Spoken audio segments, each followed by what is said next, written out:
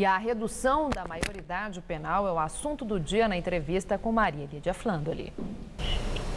Em meio à turbulenta sessão, deputados federais polemizam sobre as consequências da redução da idade para a responsabilidade penal apenas para alguns crimes. E o nosso entrevistado é o advogado Pier Paulo Cruz Bottini, professor de Direito Penal da USP e coordenador regional do Instituto de Ciências Criminais. Obrigada, professor. Obrigado. Eu quero começar, professor, com uma questão que de ontem para hoje está sendo a do momento, que é o fato do presidente da Câmara Federal ter colocado o mesmo assunto em votação depois do projeto ter sido rejeitado e perdido ali, por uma diferença pequena de votos, numa sessão.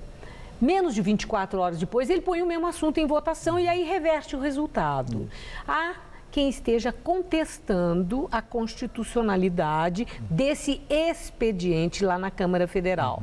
Qual é o seu ponto de vista? Eu acredito que uma vez deliberado um projeto a respeito de determinado tema, e isso é previsto inclusive no regimento interno, você não pode submetê-lo novamente nesse período de tempo. Isso viola uma série de regras, uma série de normas, e imagino eu que algum parlamentar, que é quem tem legitimidade para questionar isso, possa inclusive usar de um mandato de segurança no Supremo Tribunal Federal para fazer valer essas regras, para fazer efetivamente com que aquela vontade parlamentar que foi manifestada na primeira votação seja mantida. Exatamente. Quer dizer, nós poderemos ter ainda aí uma contenda, uma demanda jurídica. Eu acho que não será a única em relação a essa proposta de emenda constitucional, né? Existem uma série de outras. Então vamos agora às possíveis demais, né? O senhor mesmo chegou eu vi uma declaração sua sobre essa ideia de fazer uma redução do limite de idade de forma seletiva apenas para alguns crimes, que isso feria a nossa Constituição. Eu quero ouvi-lo sobre isso. Por quê? Pois é, em primeiro lugar, porque ela viola o próprio princípio da igualdade, da isonomia, ou seja, não me parece um contrassenso. Quando você fala em idade penal, você está dizendo que você está diante de uma pessoa que tem plena capacidade de discernimento, pleno desenvolvimento mental e que vai responder como um adulto por aquele ato. E, portanto, seja qual for o ato ou o crime praticado, se eu vou reduzir a maioridade penal, eu preciso reduzir para todo tipo de crime. Não me parece fazer sentido eu reduzir, por exemplo, para o estupro e não reduzir para a tortura. Por que o adolescente de 17 anos que estupra alguém, ele vai responder como um adulto e aquele que tortura não vai, estou pegando como premissa esse último projeto aprovado, Sim. não vai responder? Ou seja, por que aquele que praticou uma lesão corporal seguida de morte responde e aquele que praticou uma lesão corporal grave ou gravíssima, ele não responde? Então, me parece que não há um critério, ou o sujeito tem capacidade de compreender os seus atos, ou ele não tem capacidade, ou ele merece a resposta de um adulto, ou ele não merece. Então, faria sentido... Esse argumento, professor, me ocorreu agora. O seguinte, essa incoerência não existe, porque esse mesmo jovem tem discernimento para votar, para escolher quem deve ser o presidente da República do Brasil. Ele, então, não teria discernimento sobre os seus próprios atos, o que é crime e o que não é crime? Isso já existe. Isso fere esse mesmo princípio que o senhor está falando? Eu acho que, em primeiro lugar, ele tem discernimento, o jovem. Na verdade, ele tem discernimento. A gente dizer que um jovem de 16, 17 anos não sabe o que é crime ou não sabe quais são as consequências, é evidente que ele tem. O que o nosso ordenamento jurídico faz e a Constituição é exigir que o Estado trate diferente essas pessoas que têm o discernimento. Por quê? Porque eles estão num estágio diferente de evolução mental. Então, ele sabe o que é um homicídio, ele sabe o que é um estupro, ele sabe o que é um tráfico de drogas, ele sabe. Mas que resposta que eu quero dar para esse adolescente é a mesma do adulto? Ou seja, eu vou resolver o problema da criminalidade colocando esse contingente de jovem dentro da prisão? Então, é essa questão que nós temos. E mais, se eu reduzir essa idade para 16 anos, uma série de proteções aos adolescentes deixam de existir. Por exemplo, hoje é crime favorecer a prostituição de alguém que tenha 16, 17 anos. Isso vai deixar de ser crime. E isso hoje é crime o abandono material, ou entregar alguém até 18 anos a uma pessoa inidônea moralmente. Vai deixar de ser crime.